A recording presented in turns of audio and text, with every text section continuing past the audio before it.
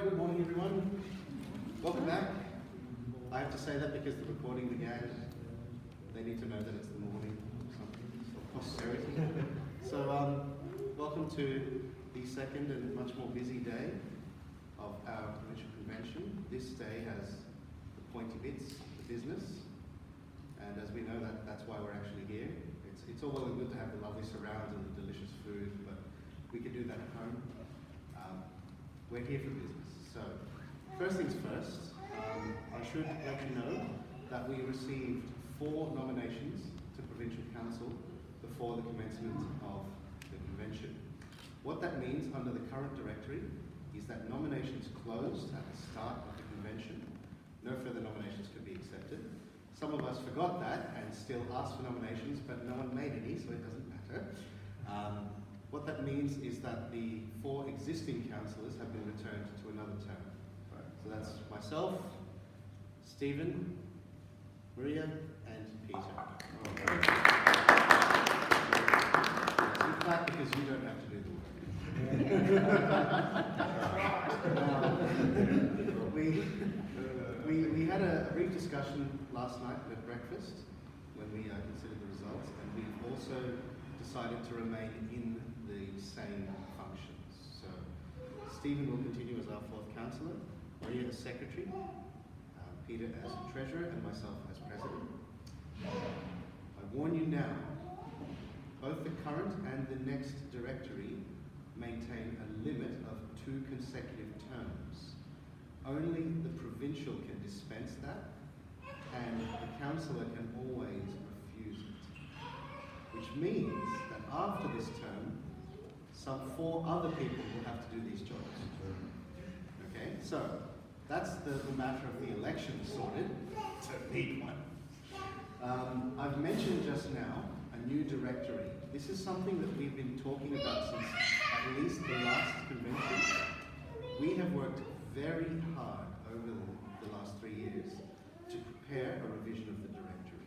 Now, we have completed that work, and we've sent it to Rome to be reviewed and promulgated by the master. We didn't need to do that when we started the work, but since the International Congress of Dominican Fraternities in Fátima last year in October, the master has chosen to promulgate a new rule for the lay fraternities, and the new rule now requires that provincial directories be promulgated personally by the master, not by the provincial anymore.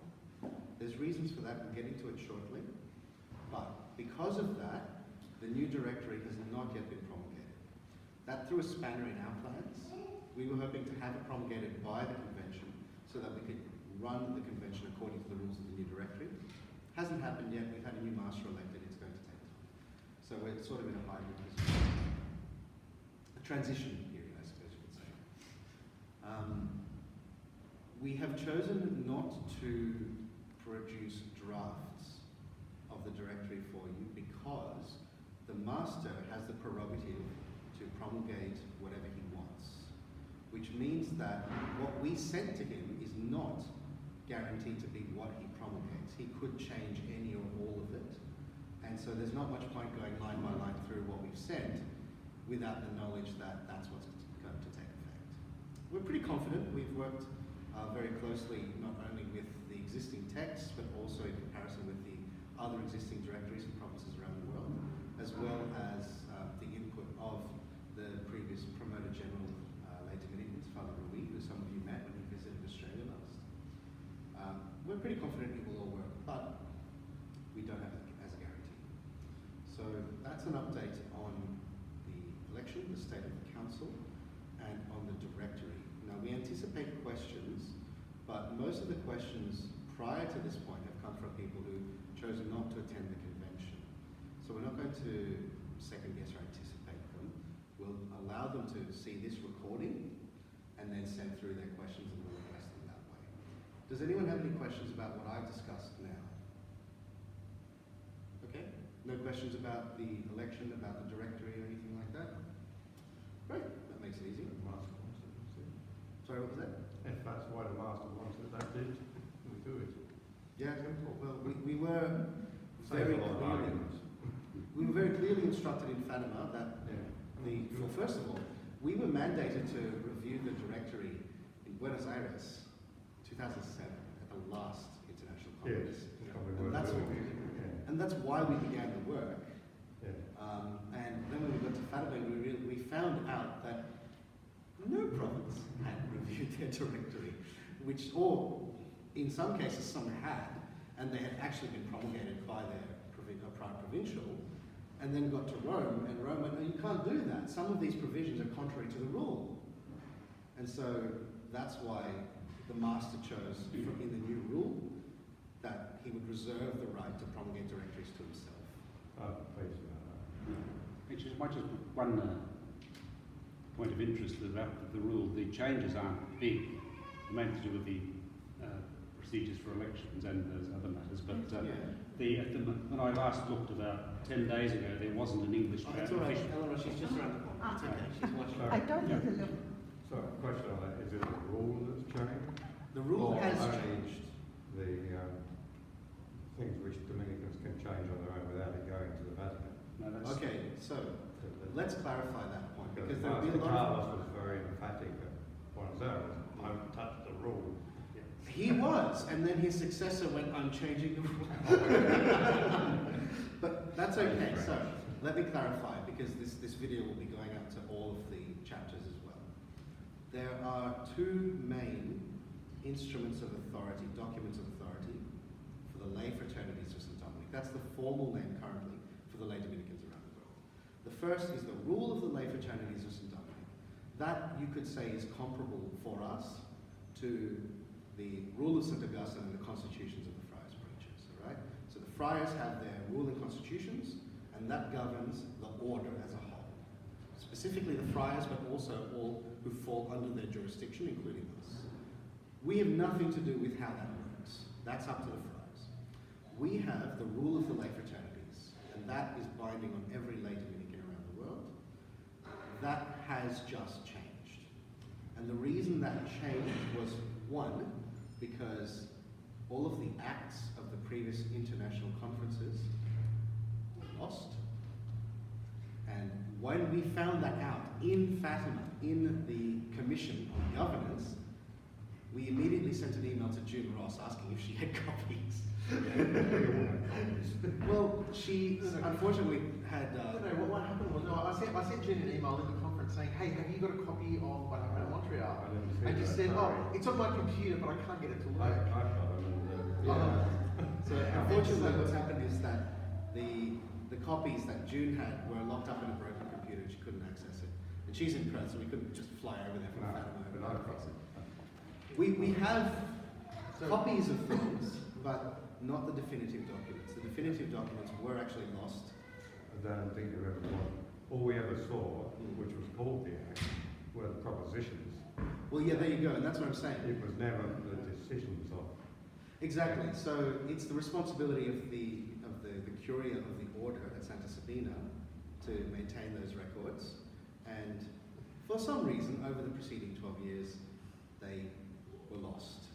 And so because they could not be definitively consulted, the decision was made to incorporate what we know of those decisions into the revision of the rule.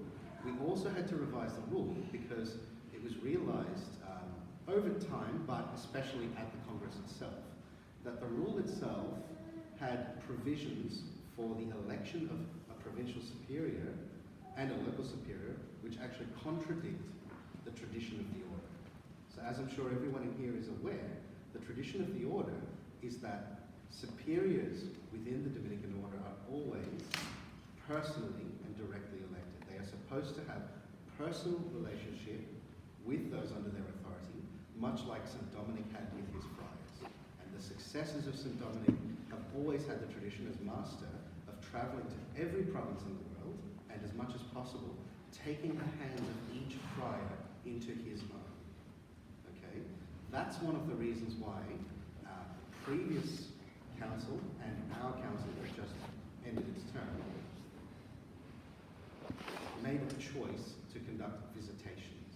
It is such an important part of the tradition of the order, right? Yes, there are questions about it, such as practical realities, costs, and things, something important. What the previous rule,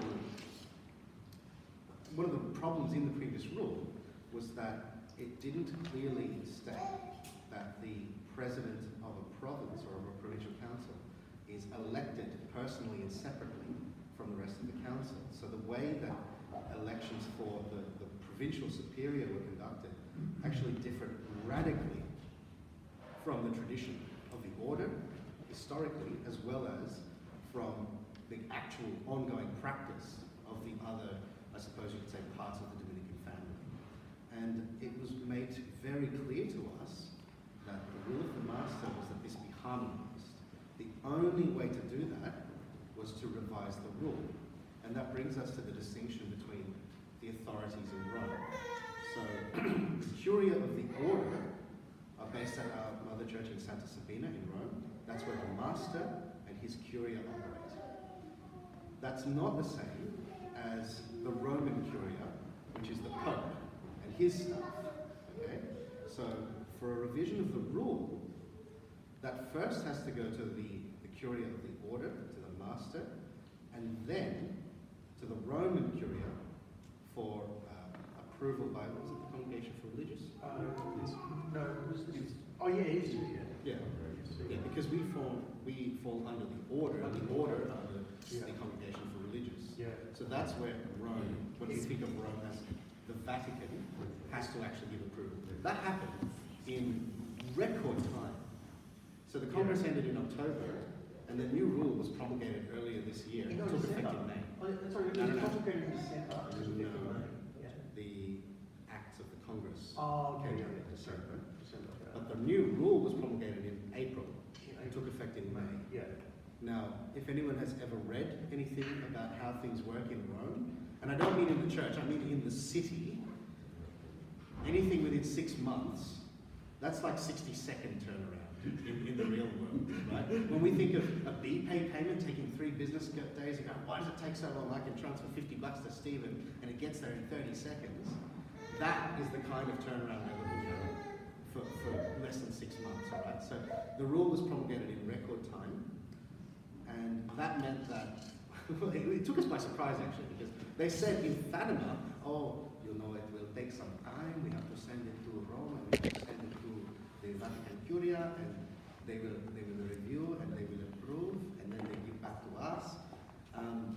We thought that was going to take months or years, but it took months and not years, so very impressive. But that meant that we had to get the new directory for our province approved under the new rule unexpectedly. We thought he could go to the provincial and he'd look at it and say, all right, and done. So that's the explanation of what we're doing with the directory and also what's happening with SLDF. Yes?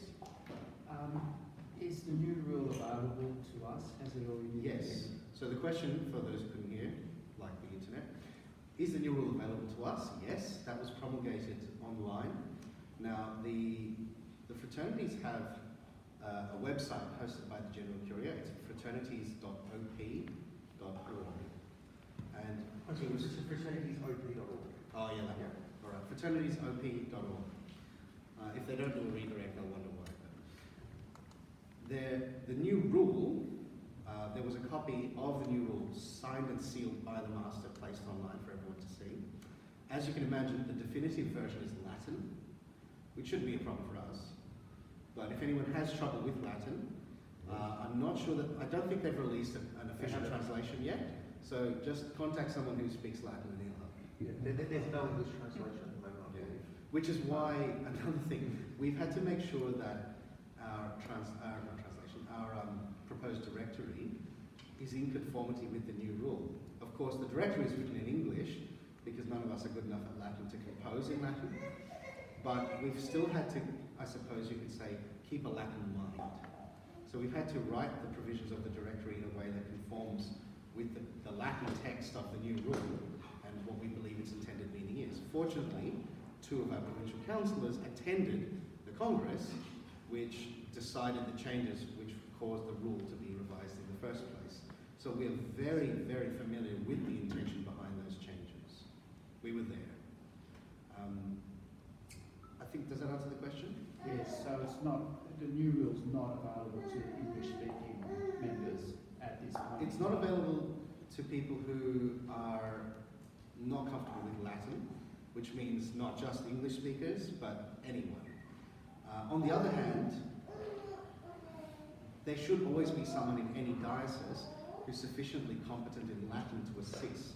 And because every chapter of lay Dominicans exists within a diocese, in theory, there should be resources available to assist. Now, we all know that in practice, especially here on the other end of the world, that's still quite challenging. Calling up your diocesan chancery and going, oh, can I get some help from the Latinists to look at this rule that my order has promulgated? They're going to say, what? What's a Latinist? If you're outside one of the major cities, in Sydney and Melbourne, we're quite lucky. Yeah. But if you're outside Sydney or Melbourne, pretty much, it's quite difficult.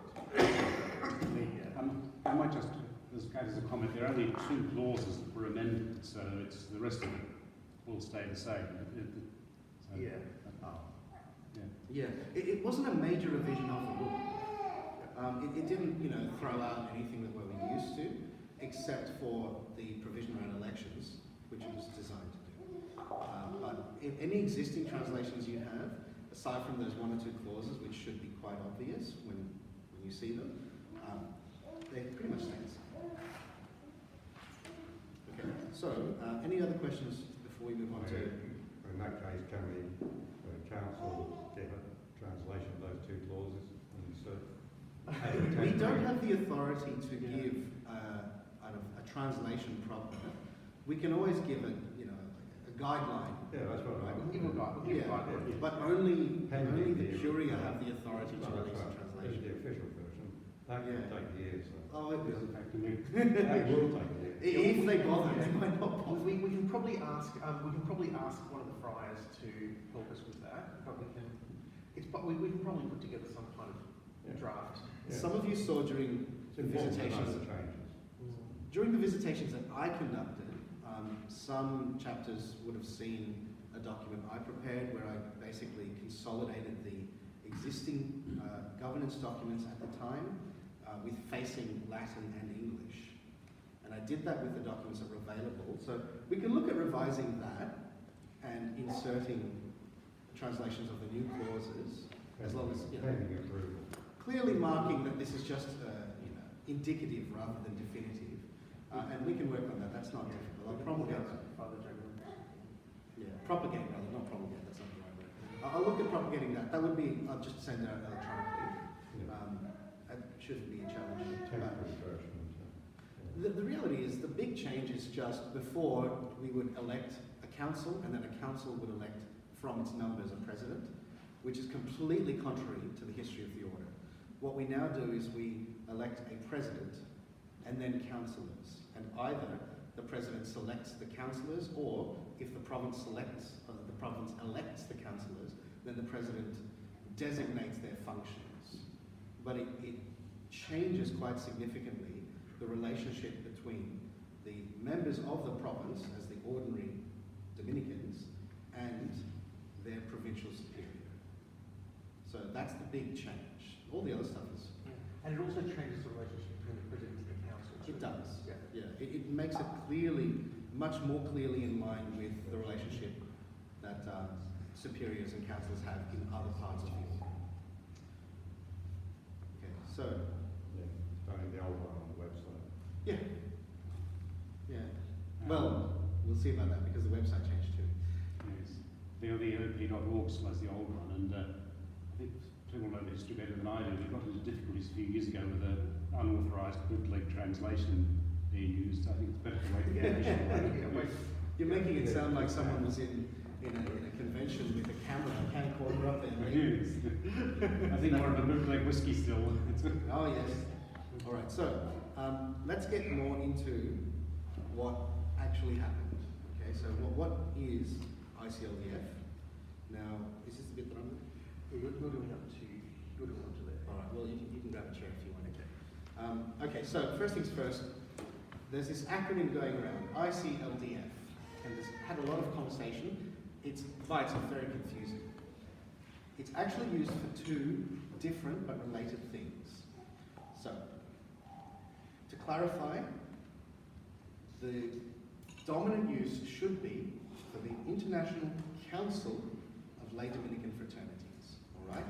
That is what I will be using ICLDF to refer to from now on, and it's what we should be using it for exclusively. Now, the International Council is comparable to the General Curia of the Order for the Friars. So just as the Master of the Order is the successor of St. Dominic and the personal and direct superior of every Dominican in the world, he has a council which assists him in the governance of the order, right? Now, the ICLDF, the International Council of Lay Dominican Fraternities, is comparable to that for lay Dominicans. They are the supreme authority among lay Dominicans in the world, and they are subordinate only and directly to the Master of the Order. Okay? The Master's authority is delegated to the Promoter General of Dominican laity, but even the Promoter General gets his authority from the Master. Okay? He's appointed by the Master. So that's what ICLDF is. It's also used, or has been historically used, to refer to the International Congress of Lay Dominican Fraternities. And that's where the confusion comes in. That's what happened in Fátima last year in October. That's where Steve and I went. It was the third International Congress. Now, an International Congress for Dominican laity is comparable to a general chapter, Capitulum Generale, which is when the representatives of all the provinces in the world meet together, as they did just last week in Vietnam. Is it still going? Yeah. Well, they met last week and they're still going, right? Yes. It goes to Yeah, Sunday. month. All right. Yes. So I'm not wrong. They did meet last week. They continue to meet. But every 3 years, representatives for each of the provinces, there's more rules about it, don't worry about it, meet up together somewhere in the world, and every 3 general chapters, they elect a new Master of the Order. The governance of the lay fraternities is a bit different. We don't have a Master of Laity because we don't need one. We have the Master of the Order for that. But the International Congress meets once, loosely every 10 years. There's only been 3 of them so far, and they haven't been 10 years apart. The last one was last year, 2018. The previous one was in, that was in Fátima in Portugal. The previous one was in Buenos Aires, in, what's that country? 07. Hey? 07. Yeah. Argentina. Yeah. Argentina? Yeah, one of those. We missed a year because of the 800-year anniversary. Yeah. Why it was a year late. It Yeah. actually wasn't in Buenos Aires, it was in some outlying area, but they called it Buenos Aires. Well, I mean, they weren't going to call it Tin Pot Argentina because who knows. So, and the one before that was Montreal. Montreal in 85. Yeah, so that was 12 years before, and they didn't have an octocentenary to use as an excuse. It was just No, they didn't have that. so it's loosely every 10 years. It's important to remember that originally the term of the master was every 10 years, but they reduced it to every 9 so it would line up with the general chapters. So I don't know what reason we have for making it every 12 and then 11 and then 10 or whatever years, but that's how it is. So we attended that. Now, because we don't have to elect a master of laity, why do we have an international congress? It's actually to review the health of the provinces and the regions, which I'll get to in a moment, and to review the rule and to propose acts which will amend the rule. So just as in each province we have a document called the Directory, which governs the life and health of the fraternities within the province and the application of the rule within the province, the acts of an international congress don't modify the rule, but they interpret and apply the rule in a general manner to all provinces and individual lay Dominicans. So that means that the International Congress is the peak legislative body within the lay fraternities, just as the International Council is the peak authority within the lay Dominicans. Now, a number of questions have been raised over this just recently ended term about the Congress and about the decisions made by the Council in relation to it, which is why we decided to dedicate the first business session of this convention to the Congress itself, to answering or addressing some of those questions. As I mentioned earlier, some of the people who raised questions about this decided not to attend this time around. So I'm going to try and address those questions as best as I can, according to how they've already been expressed. But again, if there's something that I don't address, which they want to ask, they'll just have to contact us after they view this recording, and we'll address it as best we can. The first thing is, why did we have to send anyone at all? Well, the reality is it's our responsibility to do so. If the International Council is the peak authority, and the International Congress is the peak legislative body, then one of our core responsibilities as the Provincial Council is to represent the province at that event, and to make sure that the interests of the members within this province are properly represented and heard, and if necessary, defended. And that's exactly what we did. So why did we send anyone? Because we had to. More than that, the Master himself asked that every province send representatives. Now, even if he hadn't, it would have still been our responsibility. It would have still been negligent for us not to send anyone. But the Master himself requested that we send people, and so we did. Now, why did we choose to send 2 delegates? Some have raised concerns that we should have just sent 1 delegate and not 2. And there's a couple of reasons for that. This is something that we actually discussed at length within the council itself. The first thing is that each province was permitted up to 2 voting delegates and an unlimited number of non-voting delegates. We discovered the use of that function very well during the sessions in Fátima, the commissions, but fortunately only 2 votes for per province. Now, the first thing is that we are the most isolated province in the world. And we never really think about that because Australia is huge. And we've got countries within the province that don't even have lay Dominicans at the moment, or they do, but we don't know about them. This province is Australia, New Zealand, Papua New Guinea, Solomon Islands. Papua New Guinea and Solomon Islands have both requested that we send assistance to found lay Dominicans, to set up chapters, and we've just not been able to do so because we don't have the resources yet. Right. New Zealand may have lay Dominicans, but they haven't told us. We don't. They have associates. Oh, there you go, see. They're they're attached to friars, I think. Yeah. And sisters. Yeah, and there are chapters within Australia which exist on paper but haven't been in contact with the Provincial Council for such a long time. We don't know if they still exist or not. But that's how it is. So we sent 2 delegates, first of all, because we needed to make sure that we represented the province in, frankly, an economical way.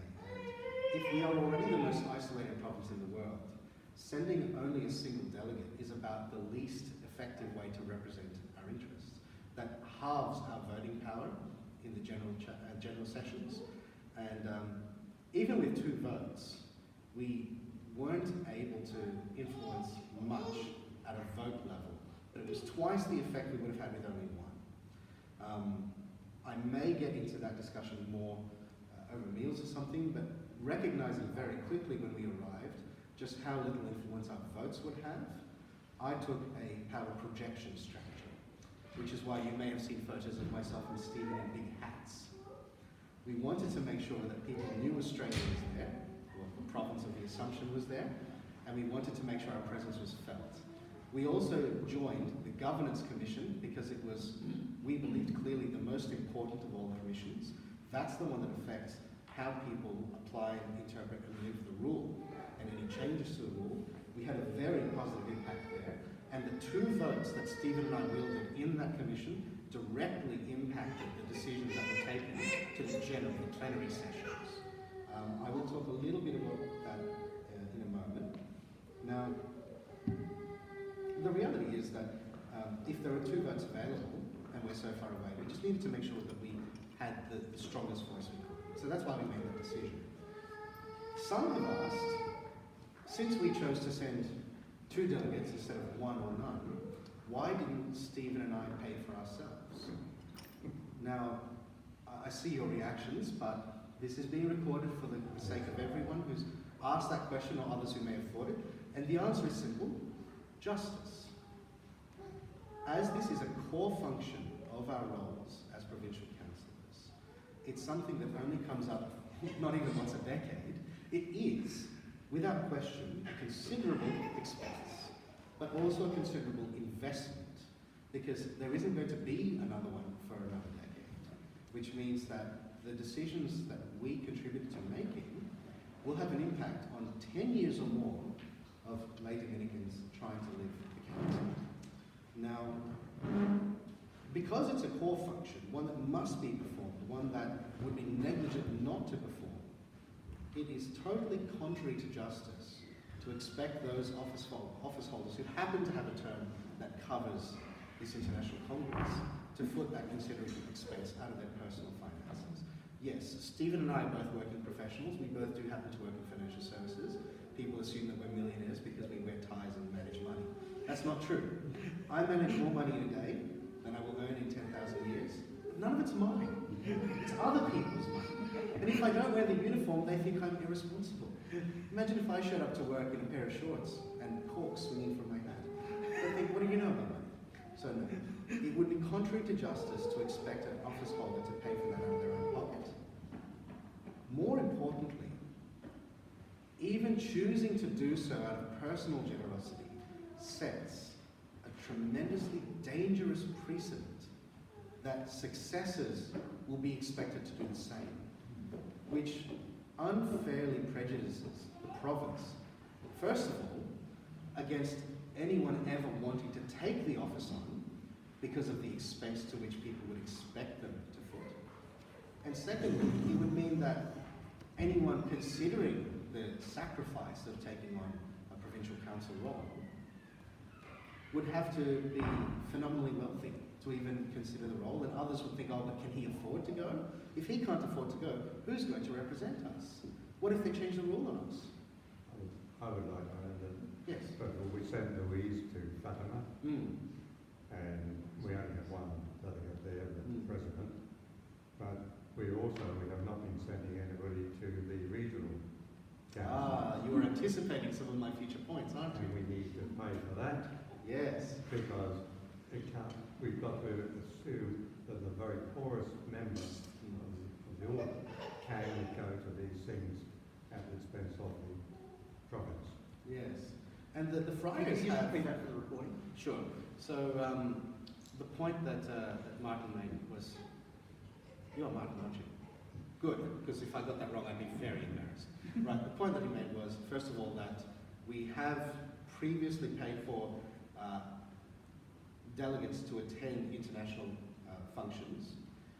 Not necessarily the maximum number required or permitted, but we have done so in the past out of the provincial treasury. And we have not recently sent delegates or funded delegates to attend regional meetings. Oh, sorry, we did. We did. I hope you mentioned we pay for Louise to travel, and we pay for the entrance for June Ross. Okay. She went there on her own expense. Right. Yeah. The entrance fee. I am aware that June has very generously funded her own travel to a lot of these delegations. And I agree, too much.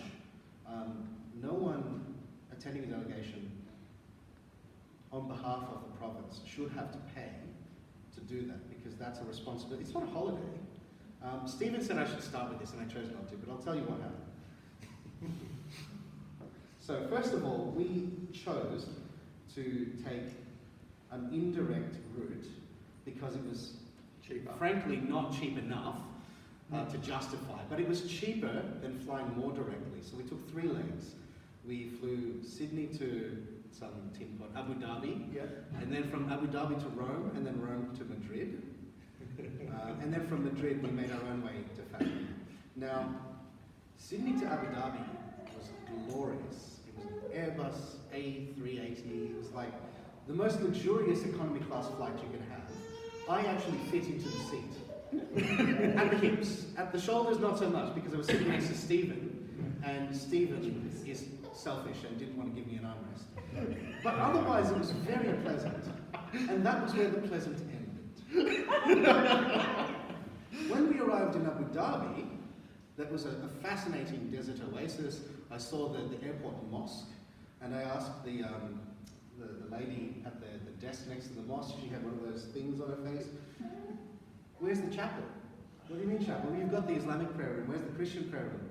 "No, we do not have." "Why don't you have one?" "I want to say prayers. Do I go in there?" "No, you do not go in there." Fine, I'll just go out and say my prayers out there. We have to say the office even if you're traveling, right? So that was all well and good, and it was a fun airport. I bought myself a little lamp, like a genie thing, a souvenir.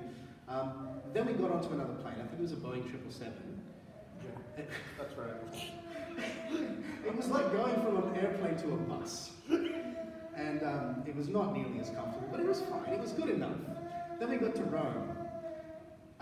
This is my first trip to Europe, mind you. I'd never traveled to Europe before. And it was a little bittersweet that my first trip to Europe was a business trip on which I had really no command over my itinerary. It was all just show up and argue with people for a week and then go home. Of course, there was lots of waiting. Now, given that there were 3 connections, the flight was late leaving Abu Dhabi, which means, of course, it was late arriving in Rome. Now, many of you are much better travelled than I am, but as you would know, the Italians are tremendously well organised and never, ever change the gate or terminal from which your flight is due to arrive and depart. So, of course, Stephen and I, the bastions of fitness and health that we are, tried to run for the plane. We missed it. So, yeah, they allowed a half hour changeover in Rome. A half-hour changeover is enough. Even in an Australian city, that's already enough. But in Rome, where you don't even know if you have a plane, let alone where it will be, this is a lesson that I had to learn. And so, of course, that flight we missed, and we argued with the rather pleasant Italian lady at the desk, and waited for 2 hours before they told us which plane they would put us on. Completely different airline. Never heard of it before. They were all right, yeah, Aeroba. They were okay, like some Spanish cheapo airline. Yeah. Imagine Spanish Jetstar. Right? Not Spanish Tiger. No, that's Ryanair. Not That's that bad. an Irish Tiger Air. No, Aeroba was okay. So we got onto that plane and arrived in Madrid like 11 o'clock at night, completely thrashed from travelling what felt like a week, but was really only 2 full days, and waited for our luggage. What? Fools. And continued to wait. And then the belt shut off, and we realised, oh, there's no luggage here. So we went to the lovely Spanish lady at the counter and said, "Where's our stuff?" "No stuff." Stevens arrived the next morning, so we had to go back to the plane station and pick up his gear. Mine arrived 3 days later. No, they put Roberts on the wrong plane and sent it to Hamburg. No, they sent it to Bari. Oh, Bari, sorry. Yeah, to Bari. Now, apparently that's some resort town that dates to Roman times. But my luggage got back to Madrid 3 days later, when we were leaving Salamanca, preparing to cross the border to Portugal. And they said, "You have to come to the airport to pick up your bag." "What do you mean I have to come to the airport? You lost it. You bring it to me." No, you have to come to the airport to pick up your bag." Are you kidding? That's a violation of international law. You lost it. You give it to me. And I looked it up, and I spent half of the conference in session fighting with ridiculous proposals, which you'll hear about or not. And the other half, including times at which I was supposed to be in the liturgy, praying mass and things, instead, in my room, on hold, arguing with people in 3 different languages, only to get my bags back in Madrid the night before we left Europe. Which meant that I lived out of my carry-on for a week. And I had to purchase all these clothes because I only had 2 days worth in there as, I don't know, it must have been my guardian angel warning me, going, "All right, you better have some clothes in there because you're going to run out of jocks." And I was cross the whole week because I purchased some underwear from Aldi. And European sizing, as you know, is not Australian sizing. Apparently, we're shaped more like Americans. And I knew this, and I picked the largest size that they had, but it was not comfortable. And it was more the stitching was in just weird. Like, don't put the stitching there. Put it somewhere else. So every day I take a shower, I put on a new pair of underwear, and then the next morning before taking a shower, I take that pair of underwear and throw it in the bin. Because I'm never wearing that again. But there you go. So this was definitely no holiday. We did realise that we had to space out the travel so that we would be fit to actually represent the province properly. And so we did spend a day and a half in Spain, more or less. No, about 2 days, I think. No, but I'm not counting all the time we spent driving to Portugal. Yeah. So we got to visit Caleruega, and that was a true blessing. We visited St. Dominic's hometown. We stayed in the Convento San Domenico. We prayed with the friars on St. Dominic's Day in the new capital. Magnificent. But the rest of it was... and Salamanca. Yes, that's true, but that's not St. Dominic's Day, and that's also not his... Anyway, why do you keep interrupting me? Just shut up. Because he was there. Yeah, but beside the point, Stephen. So yes. There were some elements which we were able to fit in. I've taken photos which I will be sharing as well on the provincial Facebook group and things. But most of all, it was just long days at work. We made some excellent relationships and really got to know people from other provinces. We found out some things that we had never really known before, like what is a region? I'll mention that in another moment, but basically, why did we not pay for it for ourselves? Because it was a work trip, and it was not a holiday at all, and we may be able to afford that once every 10 years or so, but we have to protect the patrimony of the province and make sure that, as you said, the most appropriate person, whatever their financial means, first of all can be a councillor, can do their job well, and can be sent as a delegate. Now, that I think is the biggest point of contention so far. Does anyone have any questions about those points to this? Not yet? Okay. The next one is another big point of contention about changing region. Now, so that I'm not the only one talking, I think I've given you some fun anecdotes. I'll let Stephen come in. He is as funny or more as I am, although I'm better. Alright. Thank you, Robert. So,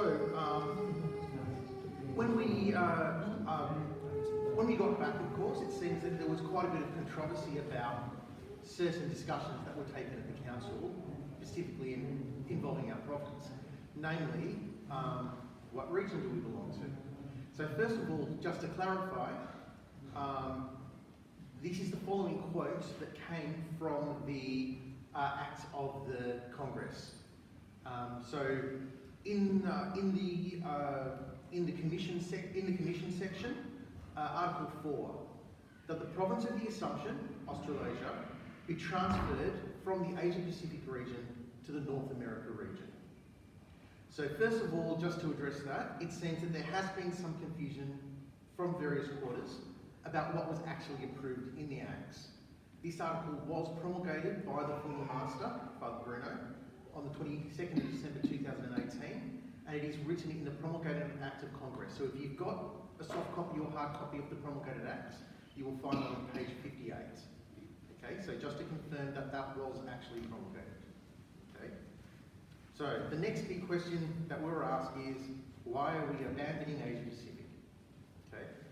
First of all, we are not abandoning Asia Pacific. This is an administrative change only. So we are not abandoning our Asia Pacific neighbours in any way. We still intend and hope for this ongoing council to continue to maintain relationships with the Dominican laity of Asia Pacific, and that have been forged by hard work of members of our province, particularly June, over the last 30 or more years. And we don't believe being part of an administrative structure is necessary to facilitate those relations, but rather that we can continue to maintain them in bilateral and multilateral cooperation apart from international administrative regions. And we are also, from the actual Congress itself, we were actually in the process of furthering our relationships, particularly with the province of Vietnam.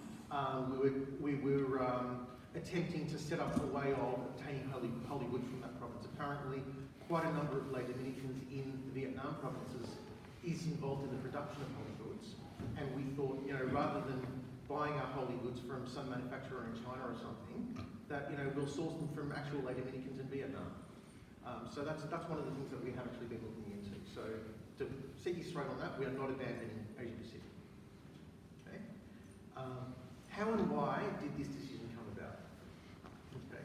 This is not something that was premeditated. We had no inkling that this would even be a consideration when we jumped on the plane to get to Madrid.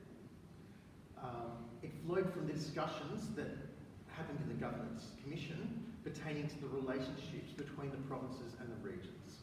Okay. Looking at the relationships between provinces and within a region, it became apparent that the particular needs of our province would be best served within the North America region. The cultural experience of young people in Australia, in particular, far more closely resembles the experience shared by young people in North America than in Asia Pacific. And conversely, many of the issues shared by people in Vietnam, the Philippines, Sri Lanka, are not really applicable to the Australian experience. Can you give us an Robert and I, Can you give us examples of that experience, like the differences of an experience? I mean, what do you mean by that?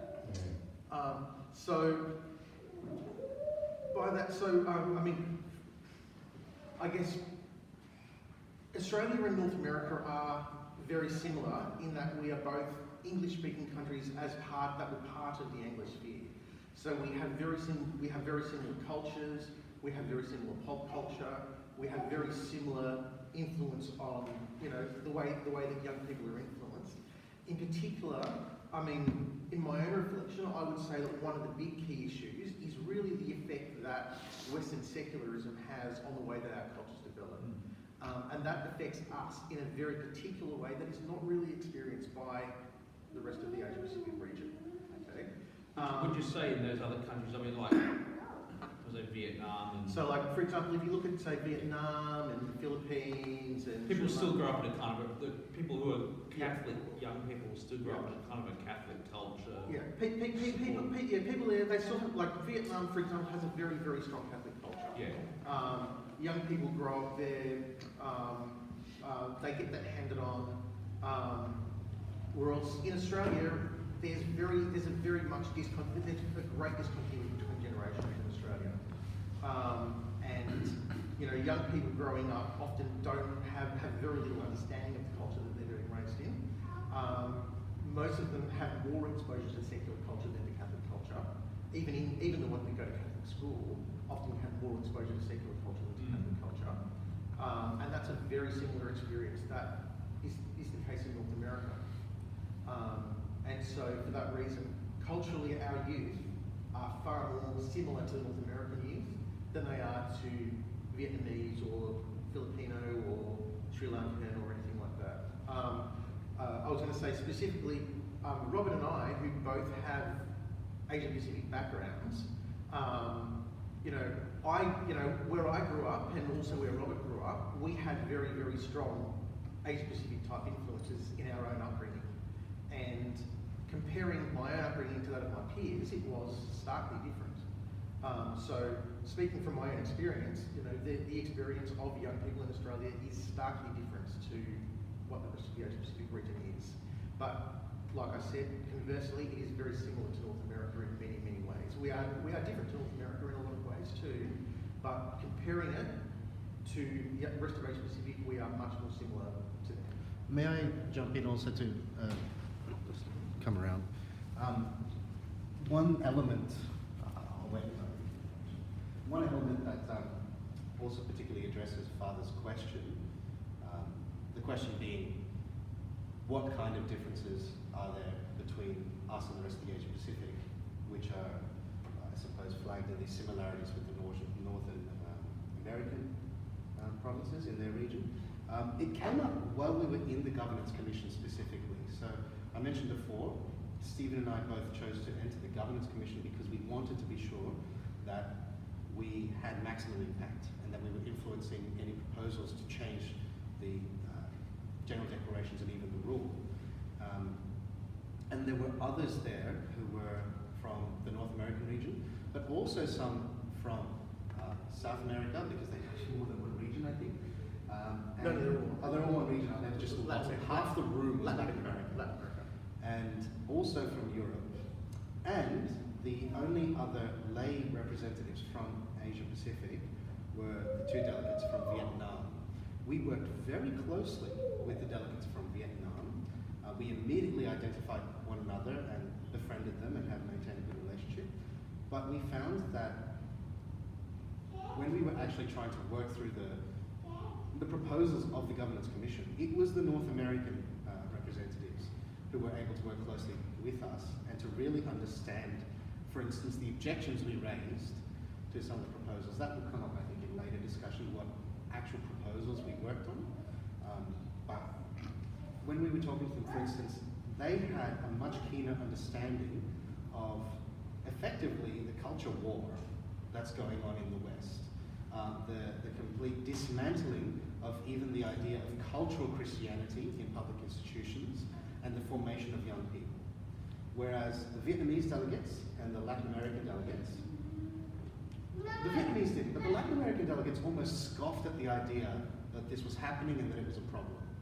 Because they still live in a world which is institutionally Christian, or at least appears to be. Yeah? And so when we were saying, no, these proposals are going to cause difficulties for us because we live in a world where public life is actively dismantling the impact of Christianity. It doesn't matter if that impact has been in place for 1,000 years or more, they're trying to take it away and raise children almost in a test tube of a-religiosity. The Americans get it. The Americans have strategies in place to try and work around that, to combat that, to address that. The kinds of things that we're trying to do here. Stephen mentioned the cultural impact on young people. Now, that's not in any way an attempt to say that only young people matter. On the contrary, we are looking to the future of the province, and the reality is that these are the people that we need to attract as Dominicans to ensure that there will be Dominicans in 10 years, right? Because, I mean, you'll be dead by then. You're 41 years old with 2 kids under 2. You're not going to survive.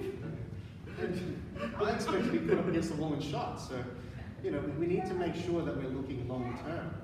And that's why we chose this. And we discussed it with the North Americans especially. We wanted to know what they do, how they address these problems. I think I'll stand up and I'll continue. I'm sorry, I'm had to go out a minute. What was the beginning of this? Why do you want to change to a North American one, or can we? Okay, well, I'll come to that second part down the track. So I do have that one done, all right? So, well, first of all, I mean, we have changed, okay? So we are part, so effective from, when was it? Effective from the 22nd of December last year, we have been part of the North America region. That's been approved by Rome. Yes, so that has been promulgated, okay? So, Pity. Again, I would be against it. so, Well, we're very much part of Asia, and we're part with the friars and the sisters. That's the bit that you missed. yeah. But go over it again. Okay, so just to run over it very briefly, we're not abandoning the Asia Pacific region. It is just an administrative change. Okay, we are still maintaining our relationships with the provinces of the Asia Pacific region. We are just moving more to bilateral and multilateral cooperation with those provinces rather than through specific administrative structures. We don't believe that those relationships benefit in any way by being part of formal administrative structures.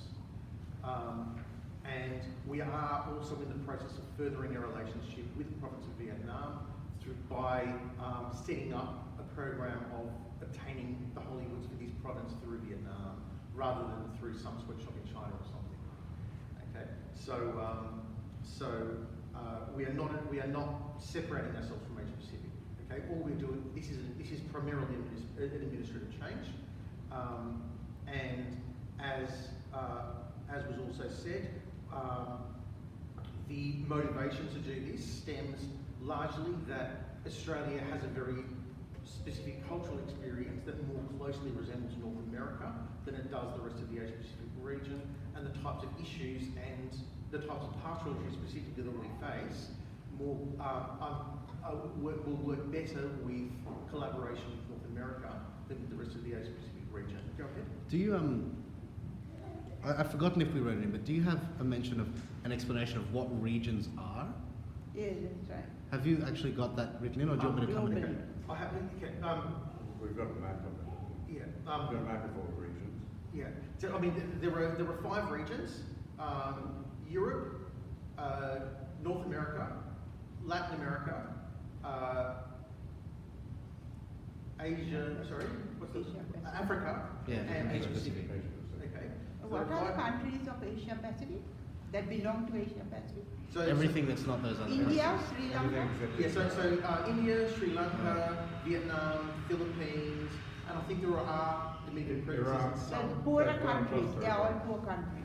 Yeah. Yes. So I think I might jump in here actually. yeah, go So- ahead. Okay, so first things first.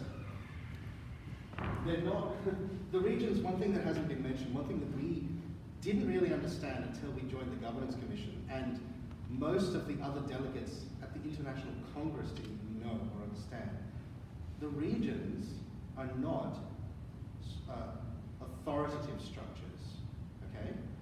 So when you think about the structures of authority within the order and within the laity in particular, you have the International Council at the top.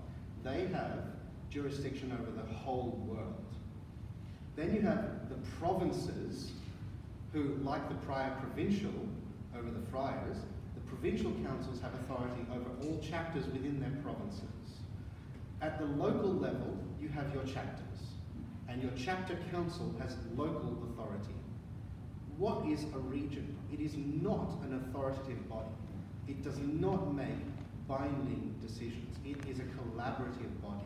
And so its function is not one where we need to be concerned of, oh, but you know, if we are with this one and not that one, we're not going to have this level of influence, we're not going to be able to assist on that. It's purely collaborative. Now, it's different for us as laity compared to the friars, because the friars who profess poverty, chastity, and obedience, well, obedience encompassing poverty and celibacy, can actually be sent between provinces and countries on temporary assignments, rarely on permanent assignments, but they can actually be sent across borders to help one another out. We can't even send people from Australia to the Solomon Islands to help set up a chapter of laity, because we're lay people. We have jobs, we have families, we have homes that we need to maintain, and we can't just pluck up for 6 months and head over and do that. So the relationships we have with other provinces within the region are inherently different. They're about collaboration and exchange of ideas and assistance of that kind. None of that necessitates being in the regional structure. The only thing that is actually unique and formal within the regions are regional conventions. But unlike the International Convention or the Provincial Convention, a regional convention has no legislative function. It has no representative function beyond collaboration. So we could, in theory, delegate someone to attend that anyway as an observer, because it wouldn't have any difference. They're not voting on things.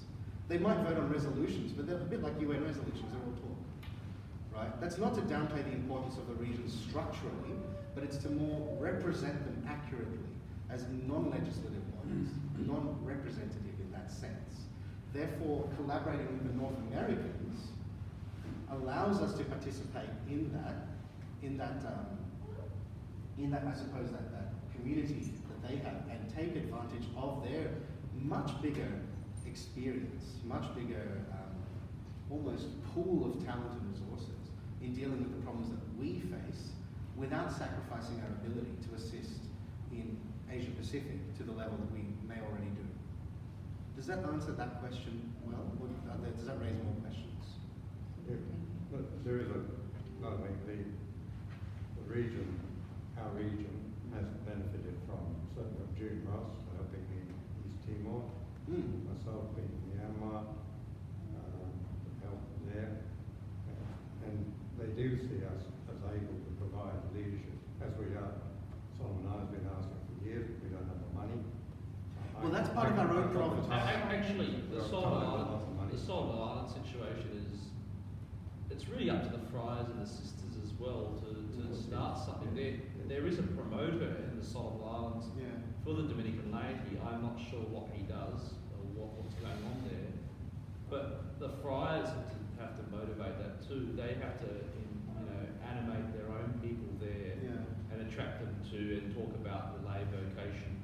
So it's not real. I mean, you can assist that if you can, but as you say, because of your own life situations, you can't just sort of up and leave and go over there for 6 months and set up a Dominican lady chapter. So. Well, that's actually one of the things that came up in the Governance Commission as well, because when we were looking at how are we going to make this effective, I did see your hand. I will get to your question in a second. We realised that, we faced the same objection when trying to send someone to Fátima. But we're required to do that. We have an obligation. We are bound in obedience to attend at Fátima. We're not actually bound in obedience to attend at regional meetings. We could choose not to attend any regional meetings ever, and that's a decision we had to make last year. There was a regional meeting in India, and we ended up choosing not to send a delegation because we had to commit so many resources to Fátima, and then immediately to this Provincial Convention, not even a year later. We wanted to make sure that we didn't exhaust the treasury and have to do this, under a bridge somewhere.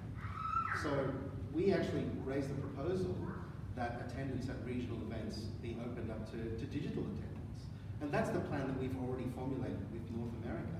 Most of our delegations to their North American region meetings will be via the internet, will be via video conferencing. The participation will not be at the same level, that's true, but it will be tremendously cheaper than if we actually sent 1 or 2 delegates every couple of years to a North American regional thing, because that would be almost as expensive as Europe.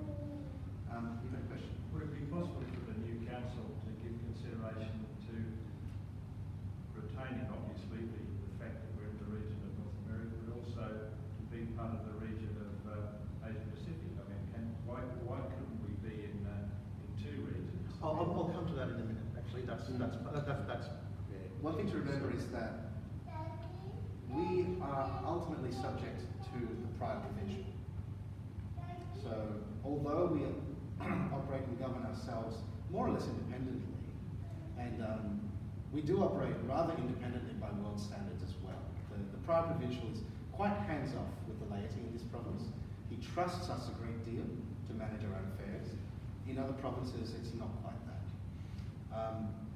The province of the Assumption at the general level with the friars is still part of the Asia Pacific region. That's part of the next point. All right. I'll come to that. I will let Stephen do that then. Is there anything you want me to do? No, that's all. I'll get out of the way. Okay. Good. Now, before we come on to before we come to that question, there's just a couple more things I want to tie up in the previous question. So, I've already spoken about our mission. Our mission is Dominican laity to be preaching the fruits of contemplation, and the types of contemplation. Just to round that point off, the type of contemplation that we do, looking at our particular experiences of what's the word they use? Reading the signs of the times.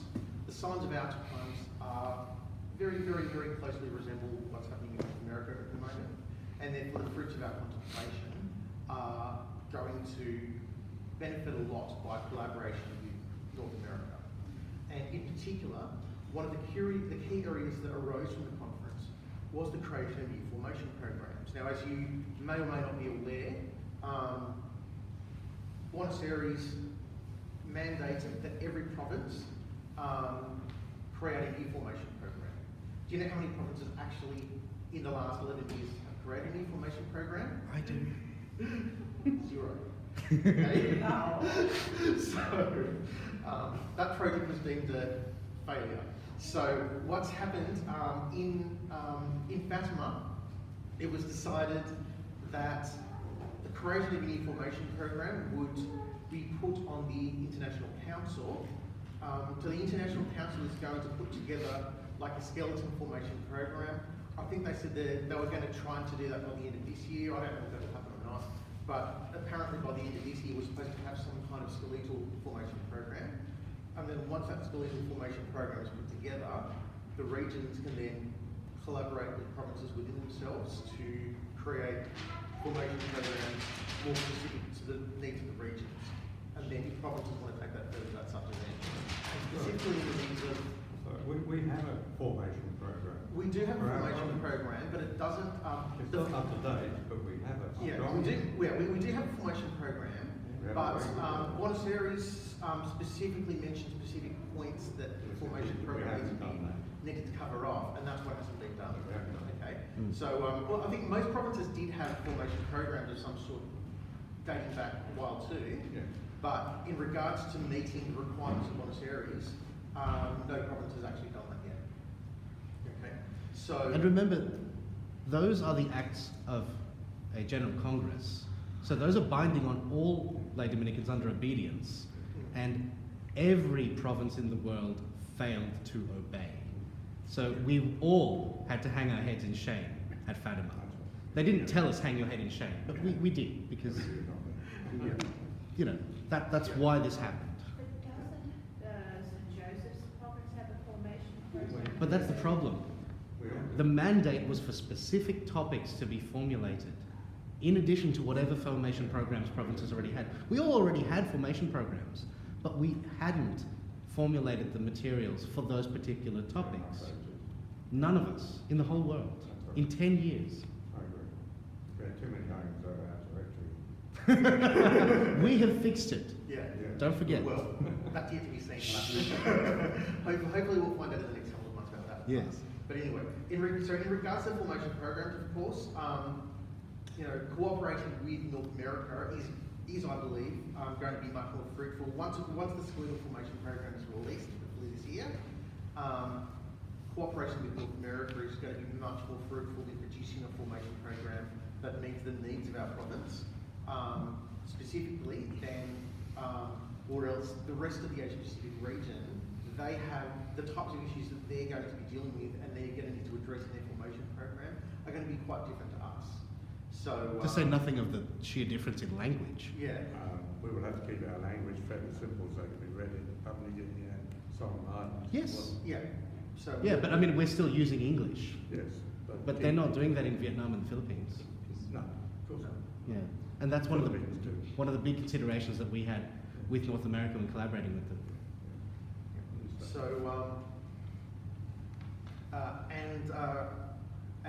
also, I also do need to mention that this proposal did receive the full support of the Promoter General, Father Rui, at the Congress. Father, when the proposal was made at the plenary session, Father Rui insisted on getting up and speaking very eloquently and positively about the need for this proposal to happen, and there was no vocal opposition at all. So this was one of the few proposals that passed through Congress with very little discussion and very little objection. Very little discussion at the plenary session. At the plenary session. In the governance commission, there was discussion, but that's when Father Rui said, yes, this can be done, there is precedent, I support it. And the commission just went, all right, they voted it, and it went to the plenary. Yeah. At the plenary session, Yeah. basically, they read out the proposal, and everyone looked at each other and went, what? And that's when Father Rui stood up and said, look, I support this. And so we voted on it and it passed. It was one of the most uncontroversial of all proposals.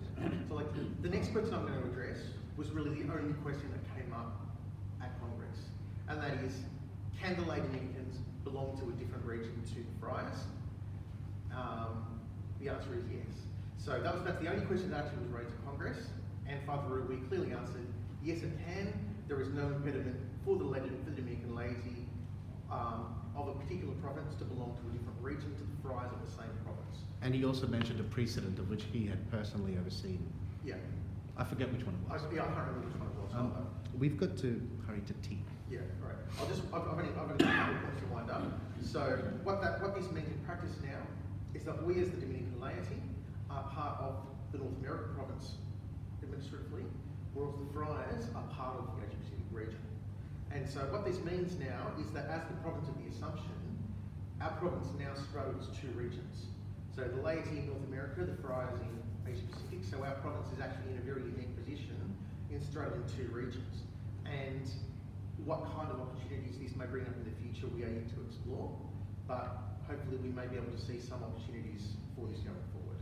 Okay, so that I believe addressed all the questions that had previously been raised. Did anyone have any other questions regarding this? If not now, that's okay. We're late for tea, so we can have tea and feel free to discuss it.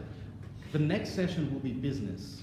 So if you like, we can continue this topic in the next session after tea, or we can move on to the other business topics. The other business and come back to it. Yeah. Well, we've got a lot of business to get through. Let's get through the business and come back. We need to. Sure. Sorry? Well, we're just going to the next room. We'll just knock on the wood or something. What time does the schedule say we need to return? So we've got business at 10:30. Okay, we've got business at 10:30. So let's have some tea for about, let's call it 20 minutes, half an hour. But that's 2 hours.